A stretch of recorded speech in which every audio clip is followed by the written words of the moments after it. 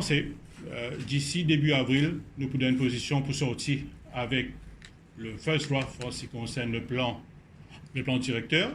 Le plan directeur sera le plan global pour les prochains 10 ans, avec le plan d'action. Mais quand même, nous sommes capables de dire qu'il nous prévient avec une série de bonnes mesures dans le court terme. Au mois de février, nous prévient avec l'annonce, nous prévient donc une série de bonnes mesures dans le court terme au mois de février.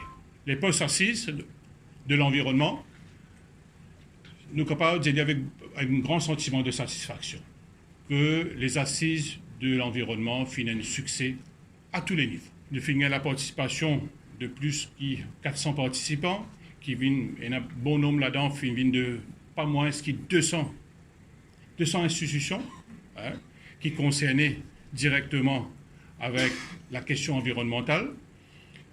Nous finissons, bien sûr, gagner la collaboration de bon nombre de bandes professionnelles, parce qu'il est important aussi qu'ils nous rappellent, dans les assises de l'environnement, nous traitons 8 thèmes principaux.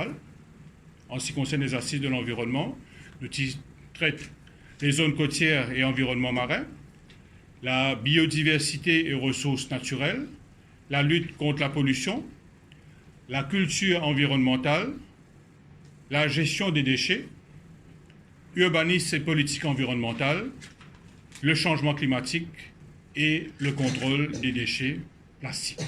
Ces 8 thèmes-là, ils fait l'objet d'un workshop pendant 2 jours. Et là, nous finissons, chaque workshop finit environ 200 personnes au moins qui finissent participer dans chaque workshop.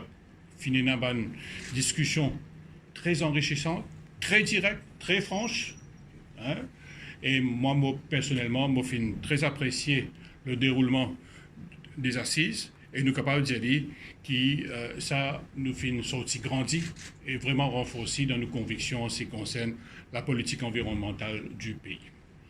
Donc là, nous donne jusqu'au 15 janvier pour qui t'a souhaité faire des commentaires, faire des suggestions. Et nous sommes capables de dire, là aussi, c'est un sentiment de satisfaction parce que nous finissons recevoir pas moins que 69 mémoires, rapports, commentaires. Nous finissons aussi un bon nombre de articles de presse, très enrichissants. Toutes ces bonnes propositions qui finissent là, nous prenons ça en considération dans l'élaboration de nos plans directeurs. Quand nous élaborons nos plans directeurs pour les prochains 10 ans, où sommes-nous, où voulons-nous aller et comment s'y prendre? 3 questions. Et 3 questions-là, c'est 3 questions qui finissent abordées pendant les assises, 3 questions qui nous travaillent en ce qui concerne l'élaboration du plan directeur. Les assises, c'était une étape de consultation.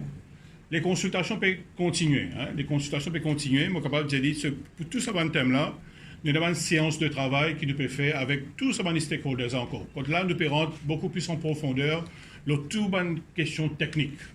Une provision légale, un petit peu une base comparative, comment cela se fait ailleurs.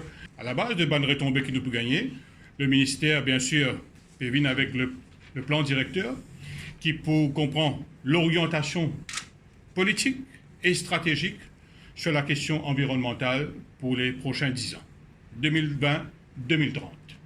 Et aussi un plan d'action pour les 5 prochaines années.